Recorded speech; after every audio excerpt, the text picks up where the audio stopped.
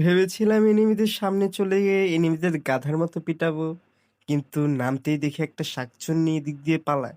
আমি তাকে হেডশট দিয়ে তার মাথার খুলি উড়িয়ে দেই।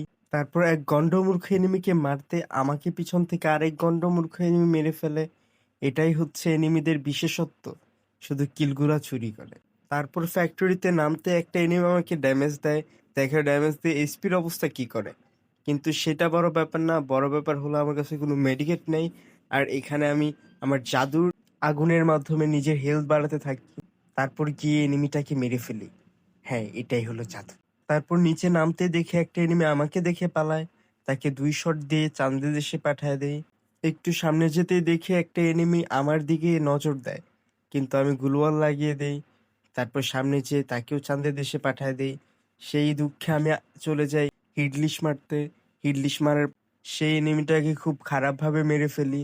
আমার কনফিডেন্স হাই হয়ে গেলে আরেকটা হিডলিশ মারি, আর তাকে গিয়েও মেরে ফেলি।